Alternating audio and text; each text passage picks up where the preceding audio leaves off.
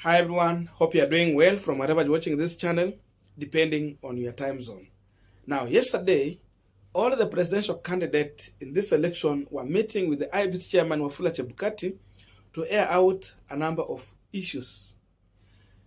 Everyone appeared there with their running mate, but William Samoei Ruto deliberately avoided appearing at IEBC with his running mate Rigathi Gachagua. And the reasons are obvious. All of you know that anytime you hand over a microphone to Rigathi Gachagua, you cannot predict what he will say. But definitely, whatever will come from Rigathi Gachagua's mouth will be more of damaging than helping. So Ruto, realizing this, he decided to pick Kithure Kindiki to accompany him to the IEBC together with other UDA leadership. And so William Samoei Ruto and Raila Amolo Odinga are top presidential candidates in this election. So people were waiting to see how Rigathi Gachagua was going to argue out his case in comparison to how Martha Karua was also arguing out with her case to the IEBC. But Ruto avoided Rigathi Gachagua totally. So today, Rigathi Gachagua got to speak to the people, and he was responding to the issue of UDA trying to bully other political parties within Kenya Kwanza in Mount Kenya region. But according to Rigathi Gachagua, it is just okay for him to speak on behalf of UDA party and not Kenya Kwanza coalition. Remember, in Kenya Kwanza coalition, William Ruto is the presidential candidate, Rigathi Gachagua is the running mate. That means if they win this election, Ruto being the president, Rigathi will be the deputy president under this Kenya Kwanza coalition. But for him, he's making it clear that he is speaking for the UDA party, not Kenya Kwanza. Listen to him shortly, and after that, we are going to continue with this conversation. And you know, in Kenya Kwanza, I want us to get this very, very clearly. William Ruto is the leader of Kenya Kwanza. We have other party leaders. Musalia Mudavadi is ANC. So he talks for ANC within Kenya Kwanza. Moses Wetangula talks for Ford Kenya within Kenya Kwanza. Moses Kuria talks for Chama cha Kazi within Kenya Kwanza. Kabogo talks for Tujibebe within Kenya Kwanza. Justin Muturi talks for DP within Kenya Kwanza. Somebody must speak for UDA within Kenya Kwanza, and that is Rigathi Gachagua. Okay? So you no regrets whatsoever? No. It's in order. William Ruto is the head of Kenya Kwanza. And he's the father figure of all the sister parties within Kenya Kwanza. But the sister parties have leaders. And by nomination now, I have become the leader of the UDA within the Kenya Kwanza formation. So if I go to an area that is predominantly UDA, I have a responsibility to campaign for the UDA candidates. But if I go to an area that is predominantly ANC, I campaign for Kenya Kwanza. Those are political realities. Even Musalia Mudavadi, when he comes to central Kenya, he doesn't campaign for ANC. He campaigns for Kenya Kwanza because the reality on the ground is that Mount Kenya is UDA. So those realities, and that is why when we went to Kiambu, probably most of these gubernatorial candidates have not appreciated exactly the ground dynamics. And therefore there was that kind of ranting, you know, because probably what you expected the ground to be, it was slightly different. But William Kabogo is our brother, Moses Kuria is our brother, Mwangi Kijuri is our brother, and we even... Now we are continuing with the final discussion, but just a quick request. You might be watching this channel, but you're not yet subscribed. So my humble request, please consider subscribing so that another time, once we release a video like this one, you will always get notified. Again, to all our channel subscribers and anyone who drop comment, a massive thank you so much for your unconditional support. And I'm requesting you to give this video a thumbs up so that YouTube can recommend our videos to more viewers. Back to our discussion. Now, according to Rigathi Gachagua, William Samoei Ruto is the leader of Kenya Kwanza coalition. But Rigathi Gachagua is the leader of UDA party. Look at that contradiction, eh? And we understand very well that a formation of coalition comes in when you bring these political parties together. And remember, all of these political parties have party leaders. So that means ANC coming with Musalia Mudavadi, UDA party coming with William Ruto, Ford Kenya coming with the Senator Wetangula. The line goes on, akina Moses Kuria, akina Governor Alfred Mutua and the team. So it means all these party leaders coming together with a political party, they form Kenya Kwanza coalition. And so among these party leaders, then they have to choose the presidential candidate and the running mate.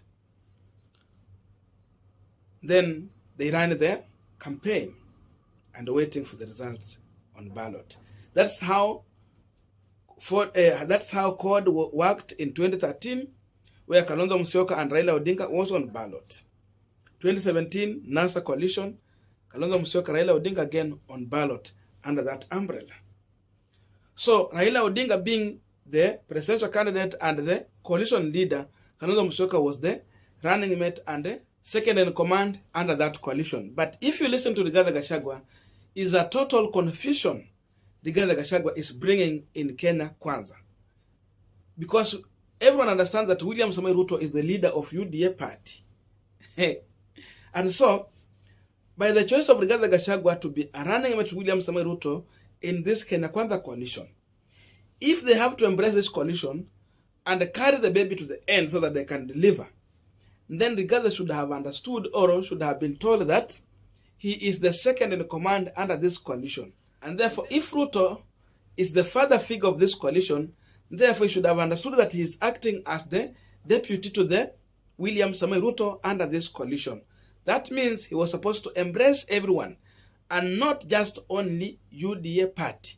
Because of course he's the second in command in this coalition. But according to him, everything is all about UDA party. Until you wonder, is Rigathi Gachagua a UDA deputy or is a deputy to everyone under this coalition? And that explains the reason why I still believe that if just by chance this team can win this election, Rigathi Gachagua will turn into a Mount Kenya region deputy president and not the deputy president of the Republic of Kenya, because his character can be seen very clear.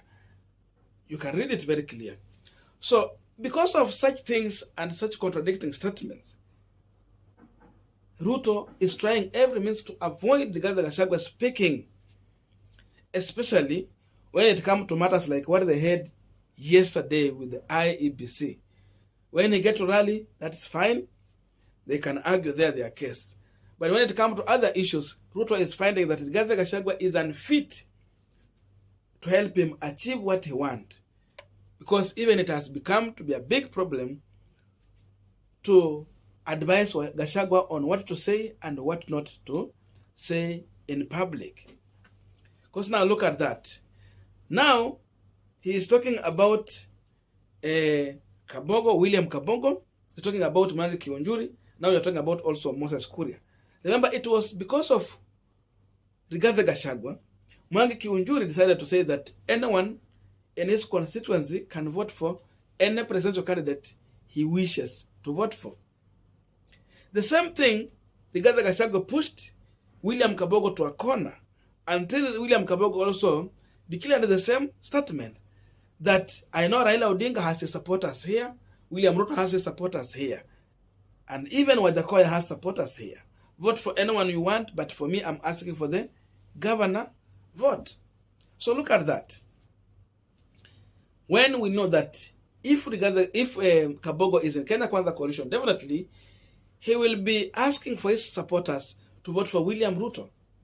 But because of this greediness and the dictatorial that Rigathi Gachagua is trying to propel, you find people like William Kabogo cannot stomach the behavior of Rigathi Gachagua.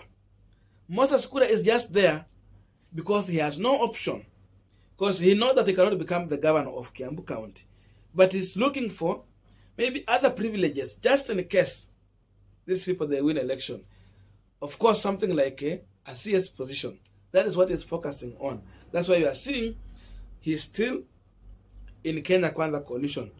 But the truth of the matter is that he has been fought the same way Kabogo and the Kiunjuri has been fought by Rigathi Gachagua. So the damage Rigathi Gachagua brings in is too huge than the benefit he brings into this coalition. Yes, William Samoei Ruto could have been given, might have given him a task to make sure that he is propelling UDA party to win more of this elective seat. You know, the problem is not what you say. The big issue is how you say it. Rigathi Gachagua could have a message, but the problem is how he's delivering his message and not the message he's delivering. That's the big issue. Because if you look on how he talk, you see more of a dictator. Someone who wants to monopolize everything. And because of that, you find it very hard for all of these other people to stay comfortable around such people like Rigathi Gachagua. So this is the problem. Even Ruto might be regretting somewhere in as much as he had given him a task to make sure that Mount Kenya is delivering more of UDA seats. So yes, he has been given a task. But now, the way he's sending his message out has turned to be a curse to William Samoei Ruto candidature. They might be looking for all of these elective seats. They can get. Of course, they will emerge with the highest number of elective seats. But the question they should ask themselves, if UDA can manage to gain like 70 members of parliament there and some good number of senators, that is okay. What about the presidential votes? Inaenda wapi? Because of rubbing shoulders, some people get out and they ask their supporters to vote for whoever they want, instead of pleading with their supporters to vote for William Samoei Ruto. That tells you that this team has lacked experience on how to run a coalition. Ruto chose a person who has no experience at all in politics. Because if Rigathi had experience to dealing with the issue of politics, then he should have understood that he need to at least go slow on matter of coalition. Because coalition is a delicate thing. It's like an egg. And because of the reputation Raila Amolo Odinga has, that's why you see he's able to accommodate everyone. Even when Kalonzo was making a lot of noise, Raila knew that he needed Kalonzo Musyoka. And he was going slow. But at the end, he managed to have Kalonzo Musyoka on his side. So many other individuals. Even Musalia Mudavadi, in as much Raila knows that he command more number in the Western region, he still knew that having Musalia Mudavadi is still good. That's why he was even extending to go to the burial service of Musalia Mudavadi stepmother. From nowhere, he appeared there. And that's how you need to embrace people when you are working under a coalition. But Ruto himself, lack of experience and greediness, he has failed to manage Kenya Kwanza coalition properly. You come to Rigathi Gachagua now is the worst individual around William Samoei Ruto, and because of such utterances, you see every time I get him, like today, he was addressing the media, and the media are always looking to speak to Rigathi Gachagua because they need him to expose more. So you see every time he get a mic, damage after damage. These are the main reasons why William Samoei Ruto is suffering silently, and some of the reasons why he was avoiding to carry himself with Rigathi Gachagua to the IEBC for the brief. I don't know what to think about this, but that's my view. Otherwise, thank you so much for listening to me up to this far. May good God bless you and see you in our next video.